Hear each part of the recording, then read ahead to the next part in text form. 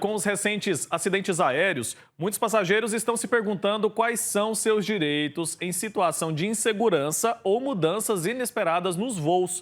Para falar sobre esse assunto, a gente vai conversar ao vivo agora com Willer Fleury, que é advogado e vice-presidente da Comissão de Direito Empresarial do Consumo da OAB Goiás. Ele que está conectado aqui com a gente. Doutor, bom dia, bem-vindo.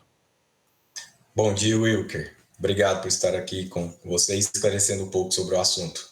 Pois é, doutor, assunto muito delicado, né? A gente teve uma fatalidade, um acidente aéreo que mexeu, claro, com todas as pessoas, especialmente com aquelas pessoas que tinham viagens marcadas.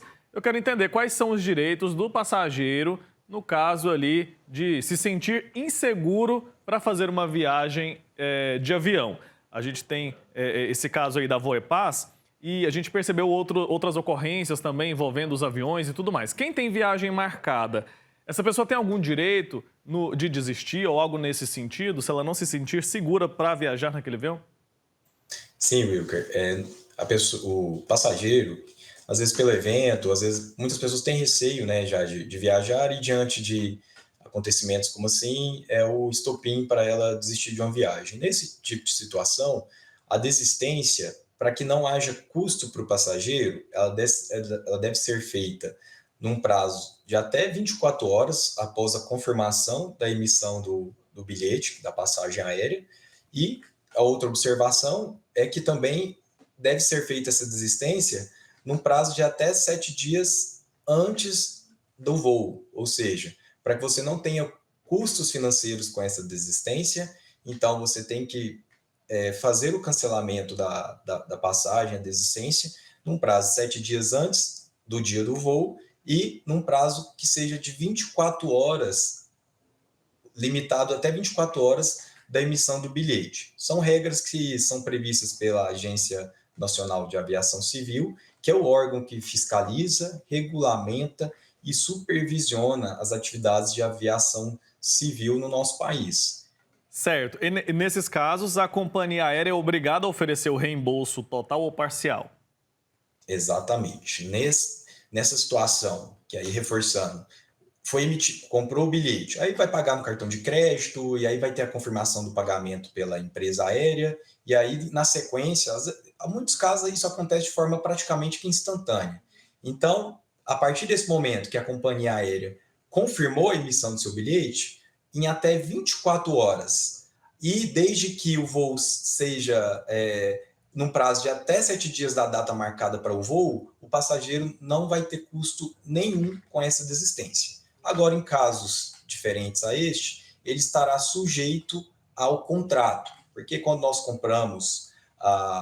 adquirimos um bilhete de passagem aérea, tem ali um contrato com um contrato de adesão, onde nós aderimos às regras colocadas pela empresa aérea, e a partir desse momento, caso você não se encaixe nessa situação, o passageiro estará sujeito às penalidades daquele contrato, qual seja a cobrança de alguma multa em razão desse cancelamento, caso ele não seja feito num prazo de 24 horas após a emissão do bilhete, desde que até no máximo de 7 dias para a data do voo.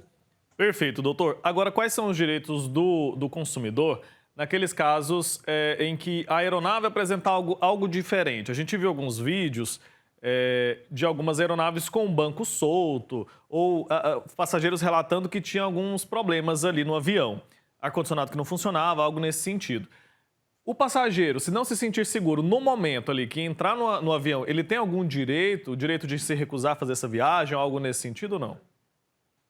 Se for algo que traz a questão que envolva a segurança do passageiro, ele pode até desistir. É uma situação que não deveria acontecer, uma vez que é uma atividade regulada e que estaria sobre as normas da ANAC e que ela é um órgão que fiscaliza e as empresas devem seguir aquelas normativas. Mas pode haver as situações, então o consumidor ele deve se munir. Por exemplo, se ele desiste, ele estaria sujeito, via de regra, às normas do contrato. Ele pode até abandonar ali o voo, só que ele estaria já desistindo e aplicaria as penalidades ali do contrato. Nesse caso, como estaria ali, é um termo muito utilizado que é no show, né, ali na hora, a Uhum. pessoa simplesmente perderia todo o valor. Mas aí, se for algo que envolva a questão da segurança, então o consumidor ele deve se munir no sentido de fazer um vídeo, pegar ali, se for mais de uma pessoa ali, ter testemunhas, se for algo que realmente coloque em risco, porque aí a discussão, no que se envolva a segurança do passageiro, ele poderá, inclusive, acionar órgãos, como, por exemplo, uma denúncia à ANAC, tem os canais de ouvidoria no próprio site da Agência Nacional de Aviação Civil, onde o consumidor ele pode encaminhar texto de denúncia, ele pode encaminhar essa imagem, e aí no caso da esfera particular desse consumidor, se for algo realmente que coloque em risco a segurança de voo, ele pode reaver, primeiramente, diretamente no balcão, no guichê da empresa aérea, informar o acontecido, aí por isso que é interessante ele filmar, tirar foto, para poder garantir o seu direito, né, poder sustentar o seu direito, e aí não resolvido diretamente com a companhia aérea, ele pode procurar o canal também de ouvidoria da própria empresa aérea e, sequencialmente, ele também pode buscar a ANAC nos canais de atendimento e, para reaver prejuízos, caso não resolvido ali de forma administrativamente, ou seja, diretamente com a empresa aérea, aí pode buscar o Poder Judiciário para reaver o prejuízo, caso ele venha a existir eventualmente. Certo. E em alguns casos, os passageiros relataram que tinham comprado a passagem em outra companhia aérea e a companhia aérea tinha redirecionado esse passageiro para a Voepaz. Isso pode acontecer? Pode. Esse é um termo, é utilizado um termo em inglês, é o code share, ou simplesmente compartilhamento de voo. Compartilhamento de voo ele é comum entre as empresas que têm algum acordo de cooperação entre elas. Às vezes é comum que o passageiro compre a passagem de uma determinada empresa, porém ele seja operado por uma outra empresa. Nesse caso, a responsabilidade de qualquer dano causado, seja dano da mala, ou extravio dessa bagagem, ou com o próprio passageiro, a responsabilidade ela é solidária, ou seja, tanto a empresa que emitiu o bilhete quanto a outra empresa que operou o voo, elas são igualmente responsáveis por qualquer eventualidade que venha acontecer com aquele consumidor. Tá. Agora, a gente ainda tem muitas dúvidas relacionadas a 1, 2, 3 milhas. Muitas pessoas compraram ali a passagem, compraram as viagens, não conseguiram embarcar, não conseguiram realizar a viagem. Quais são os direitos do passageiro nesse caso, em que a empresa não consegue prestar o serviço que foi comprado? Nesse caso da 1, 2, 3 milhas especificamente, basicamente a empresa ela faltou muito com o seu dever em relação às regras do consumidor, com todos aqueles que adquiriram serviços dela. Então, basicamente, o consumidor que estava comprando da 1, 2, 3 milhas, o que é um caso mais específico, ela não estava pegando o dinheiro e transformando em passagem. Ela estava recebendo o dinheiro daquele consumidor por um direito a uma passagem. Então virou uma bola de neve que ficou insustentável, ao passo que os consumidores que compraram depois, a empresa não conseguiu efetuar o pagamento. Por exemplo, a companhia aérea, ela estava a 1, 2, 3 milhas da companhia aérea, por ela 1, 2, 3 milhas reunir um grande número de consumidores, então ela abordava, né, assim, de uma forma simples dizendo, abordava a companhia e dizia: eu tenho tantas pessoas para comprar, tantas passagens para comprar, um número grande, né, supostamente. Eu pago X, você aceita? E a companhia aérea aceitava. Acontece que também, pós-pandemia, o custo de passagem aumentou muito. Quem viaja vê que os aeroportos estão sempre mais cheios, a demanda aumentou muito, o serviço também encareceu e a qualidade do serviço também, infelizmente, a gente percebe que vem caindo, números de voos atrasando.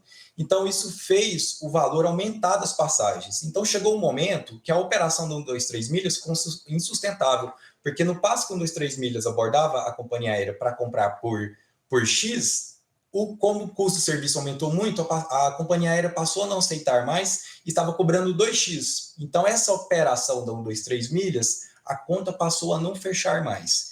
E o prejuízo desses consumidores que ficaram preteridos em relação a 123 milhas, ele deve ser reavido especificamente com a 123 milhas. Atualmente existe um processo de recuperação judicial, onde a empresa buscou recuperar o seu crédito por meio do Poder Judiciário, né, o que é autorizado por lei. Então, os consumidores lesados devem buscar esse processo de recuperação judicial para reaver o seu prejuízo. Ali existe uma lista de credores, que tanto existem consumidores que compraram passagens, fornecedores também que trabalhavam direto e indiretamente para essa empresa que é 123 milhas. Então, forma-se uma lista de credores que aí você vai entrar na fila para ser reavido o seu direito. Aquelas pessoas que já compraram pela 123 milhas lá atrás e tiveram a passagem emitida, essas aí já podem tratar diretamente com a companhia, né? O que atualmente pouco vai existir, uma vez que já se arrasta há um tempo esse problema do 123 milhas.